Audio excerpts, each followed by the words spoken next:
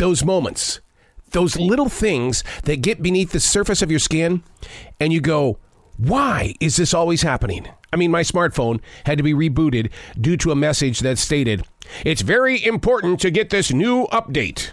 Can you imagine if we, the human being, had to go through such instructions? You need to turn off because the universe has an important update for you. Then again, maybe it actually happens while we're sleeping. I had to do some research. Way too many of us treat our bodies like machines. The number one reason? We grew up inspired by role models who became superstars in our hearts, and they busted their butts to make sure that they got where they are. And we feel that this machine that we're carrying around, it's got to have reboots too, right? Does it? Does it? And the answer is that you've always got change going on in your life. You don't have to be rebooted. It's just going to happen naturally. Shutting down or slowing down is very serious when it comes to human survival. Anxiety is out of control, and getting our mental reboot is essential to our better health. The COVID lockdown did collective damage to this generation. Do we need a reboot? Are you ready for it? And how can we get that reboot? You can't just call up a professional saying, hey, look, I need some help. All right, I understand. We're going to put you on the list. We'll see you in 4 months.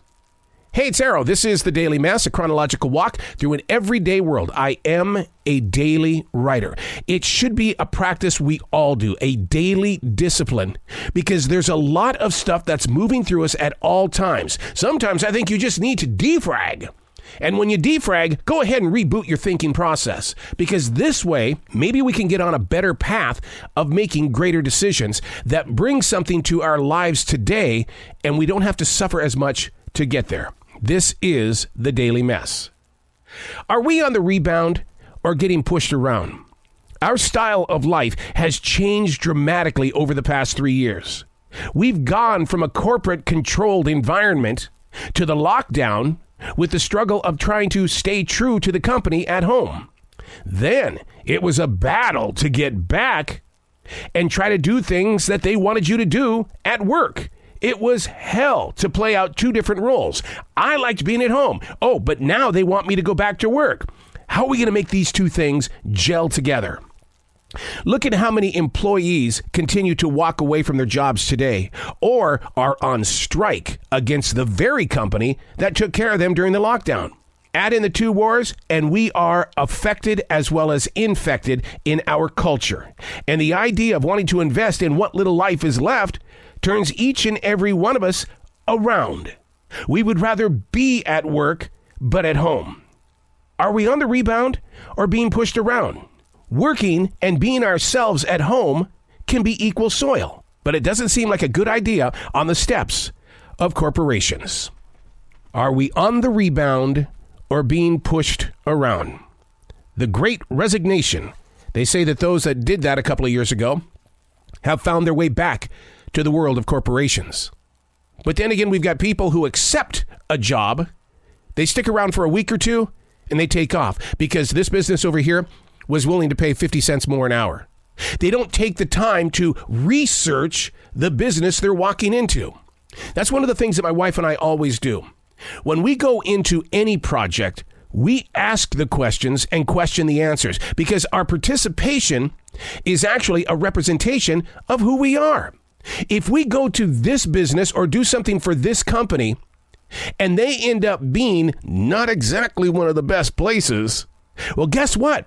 I had an association with them and it's tarnished my image now. So you've got to plan things out by thinking things out. I totally grip that we're not getting paid enough to do what it is that we're doing for these corporations. But you've got to think it out. You can't walk in there, land the job, and take off 1 or 2 weeks later.